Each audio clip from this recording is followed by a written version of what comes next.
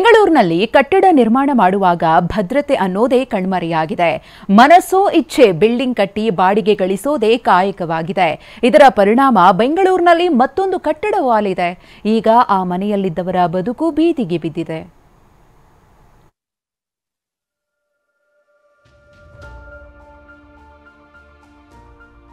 ಕೂಗಾಟ, ಆಕ್ರೋಶ, ಬುಲ್ಡೋಸರ್ ಗರ್ಜನೆ, ಮನೆಯ ಗೋಡೆಗಳು ಪುಡಿ ಪುಡಿ, ಅವಶೇಷಗಳಡಿ ಬಿದ್ದ ದೇವರ ವಿಗ್ರಹಗಳು, ಗೋಳಾಡ್ತಿರೋ ನಿವಾಸಿಗಳು, ಅಧಿಕಾರಿಗಳ ನಡೆಗೆ ಆಕ್ರೋಶ.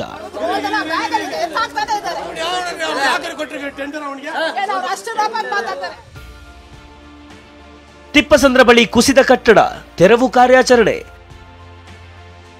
ಚೆನ್ನೈನಲ್ಲಿ ಕಟ್ಟಡದ ಮಾಲೀಕ, ಬೀದಿಗೆ ಬಿದ್ದ 4 ಕುಟುಂಬ.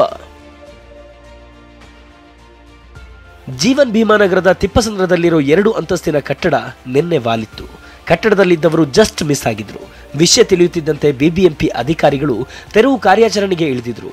ನಿನ್ನೆ ರಾತ್ರಿ 11 ಗಂಟೆಯಿಂದಲೇ ಖಾಕಿ ಭದ್ರತೆಯೊಂದಿಗೆ ಡೆಮಾಲಿಷನ್ ಶುರು ಮಾಡಿದ್ದು, ಇವತ್ತು ಬೆಳಗ್ಗೆಯೂ ಕಟ್ಟಡ ತೆರವು ಕಾರ್ಯಾಚರಣೆ ಮುಂದುವರೆಸಿದ್ರು. ಈ ವೇಳೆ ಹೈಡ್ರಾಮಾ ನಡೆಯಿತು. ಕಟ್ಟಡದಲ್ಲಿ 4 ಕುಟುಂಬಗಳು ವಾಸವಿದ್ದು, ಮನೆಯಲ್ಲಿದ್ದ ದೇವರ ವಸ್ತುಗಳು ಸೇರಿ ಬೆಲೆ ಬಾಳುವ ವಸ್ತುಗಳನ್ನ ತೆಗೆದುಕೊಳ್ಳಲು ಬಿಡಲಿಲ್ಲ ಅಂತ ಅಧಿಕಾರಿಗಳ ವಿರುದ್ಧ ನಿವಾಸಿಗಳು ಕಿಡಿಕಾರಿದ್ರು. ಜೀವ ಹೋಗುತ್ತೆ ಅಂತ ಹೇಳಿದ್ರು ನಿನ್ನೆ.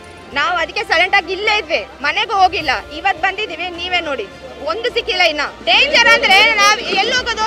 ನೆನ್ನೆ 4:30 ಬಿದ್ದೋಗಿದ್ದು. 4:30 ಬೆಳಗ್ಗೆ 4 o'clock 5 o'clock 6 o'clock ತನಕ ಬಿದ್ದಿಲ್ಲ. ಅವಾಗ ಹೆಂಗ್ ಬಿದ್ಬಿಡುತ್ತೆ? ನಾವು ಹೋಗ್ಬೇಲ್ಲ, ಒಬ್ರು ಹೋಗಿರೋದು ಹೆಂಗ್ ಬಿದ್ದೋಗ್ಬಿಡುತ್ತೆ? ಇವಾಗ ನಮ್ಗೆ ಏನು ಸಿಕ್ಕಿಲ್ಲ, ನಾವೆಲ್ಲ ಹೋಗೋದು? ಮತ್ತೊಂದು ವಿಷಯ ಏನಂದ್ರೆ, ಕಟ್ಟಡದ ಮಾಲೀಕ ಚೆನ್ನೈನಲ್ಲಿದ್ದು ಬಾಡಿಗೆಗೆ ಇದ್ದವರಿಗೆ ಹಣ ನೀಡಿಲ್ವಂತೆ. ಲಕ್ಷಾಂತರ ರೂಪಾಯಿ ಹಾನಿಯಾಗಿದ್ದು, ಯಾರು ಹೊಣೆ ಅಂತ ಅಳಲು ತೋಡ್ಕೊಂಡಿದ್ದಾರೆ. ದುಡ್ಡು ಎಲ್ಲ ಹೋಗ್ಬಿಟ್ಟಿರೋದು, ಅಲ್ಲಿಂದಾನೇ ಸ್ಟಾರ್ಟ್ ಆಗಿರೋದು. ಏನು ಹೇಳಿಲ್ಲ, ಏನು ಕೇಳಿಲ್ಲ, ನಮ್ಮ ಹತ್ರ ಒಂದು ಮಾತು ಹೇಳಿಲ್ಲ. ಸದ್ಯ ಮನೆಯಲ್ಲಿ ಇದ್ದ ಕುಟುಂಬಗಳು ಬೀದಿಗೆ ಬಿದ್ದಿವೆ. ಬಾಡಿಗೆ ಇದ್ದವರೆಲ್ಲ ಸಂಬಂಧಿಕರ ಮನೆ ಸೇರಿದ್ದಾರೆ. ಅವೈಜ್ಞಾನಿಕವಾಗಿ ಮುಂಜಾಗ್ರತೆ ಇಲ್ಲದೆ ಕಟ್ಟಡಗಳನ್ನು ಕಟ್ಟುತ್ತಿರುವ ಬಗ್ಗೆ ಬಿಬಿಎಂಪಿ ಹಾಗೂ ಸಂಬಂಧಪಟ್ಟ ಅಧಿಕಾರಿಗಳು ಗಮನ ಹರಿಸಿ ಇಂತಹ ಅನಾಹುತಗಳು ಆಗೋದನ್ನ ತಪ್ಪಿಸಬೇಕಿದೆ. ಕ್ಯಾಮರಾ ಪರ್ಸನ್ ರವಿಕುಮಾರ್ ಜೊತೆ ಲಕ್ಷ್ಮೀ ನರಸಿಂಹ, TV9 ಬೆಂಗಳೂರು.